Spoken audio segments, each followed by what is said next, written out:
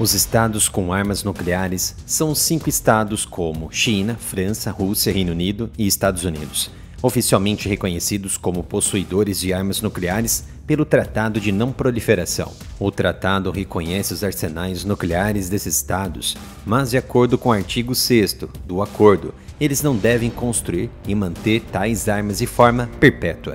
Em 25 de setembro, o presidente russo Vladimir Putin forneceu insights sobre mudanças na tão esperada nova doutrina nuclear da Rússia.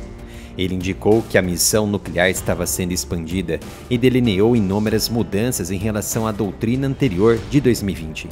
Embora a doutrina em si ainda não tenha sido divulgada como um documento de política, os comentários de Putin vêm após dicas de seus aliados sobre o pensamento do Kremlin sobre questões nucleares, de que existe a base para uma guerra nuclear, e de autoridades russas, como o vice-ministro das Relações Exteriores russo Sergei Ryabkov, que disse no início de setembro que a Rússia estava atualizando sua doutrina em resposta à intervenção ocidental na guerra crescente na Ucrânia. Acontece que a guerra está chegando ao seu ponto mais alto para o rompimento de armas convencionais para armas nucleares.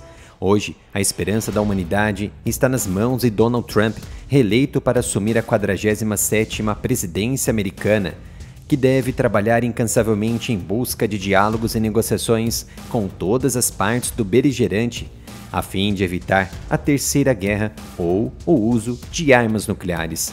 No entanto, segundo o chefe do Comitê Militar da OTAN, o almirante holandês Rob Bauer, as tropas da OTAN estariam em solo ucraniano lutando contra forças russas se Moscou não tivesse armas nucleares. Segundo o almirante, estou absolutamente certo de que se os russos não tivessem armas nucleares, estaríamos na Ucrânia, expulsando-os. Foi o que disse durante uma aparição na Cúpula de Defesa em Praga, na República Tcheca.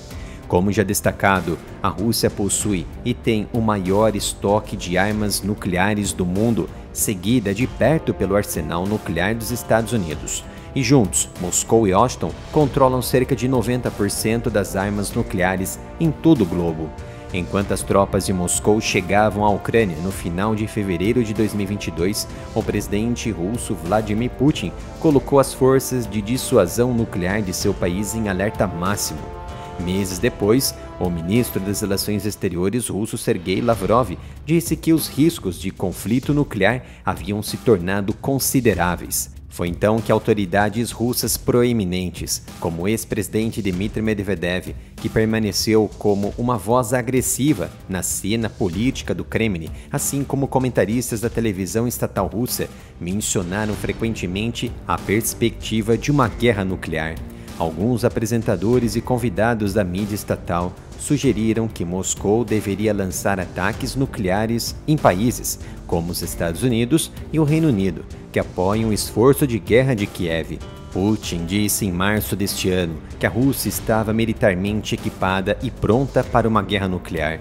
O secretário-geral das Nações Unidas, António Guterres, apoiador das atividades terroristas no Oriente Médio e também de Vladimir Putin, disse em setembro de 2022 que a ideia de guerra nuclear tinha sido antes impensável, mas agora era um assunto de debate.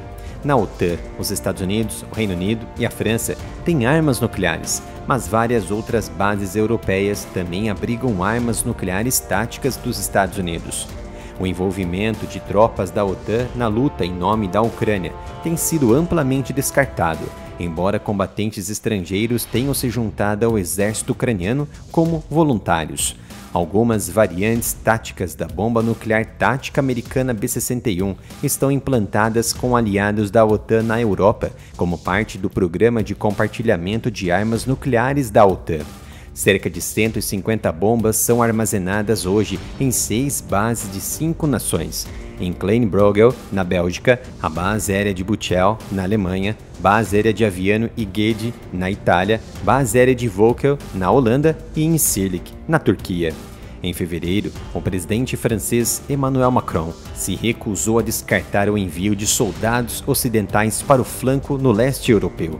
As observações foram rapidamente minimizadas por outros países da OTAN, e o então secretário-geral da Aliança Jens Stoltenberg, substituído agora pelo ex-primeiro-ministro holandês Mark Rutte, disse que não estava considerando enviar tropas para o campo de batalha. O presidente americano Joe Biden disse consistentemente que não haveria tropas dos Estados Unidos em solo ucraniano.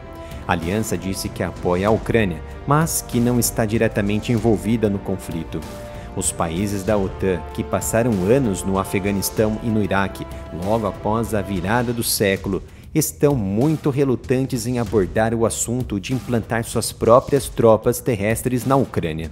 De acordo com o almirante Rob Bauer, se você luta no Afeganistão, não é o mesmo que lutar contra os russos na Ucrânia, porque o Talibã não tinha armas nucleares. Há uma grande diferença entre o Afeganistão e a Ucrânia. Sabidamente, Rob Bauer comparou dois cenários caóticos, mas absolutamente diferentes. De um lado, uma coalizão internacional bem equipada, lutando contra terroristas com baixa tecnologia de armamento e empregando ações de sabotagem e de guerrilha.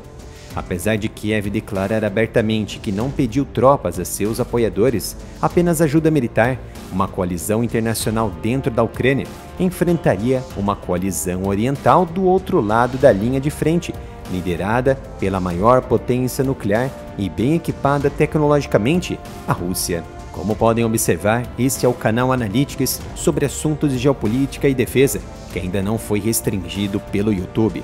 Então me dê um apoio, visite o canal, se inscreva e ative as notificações para apoiar o meu trabalho.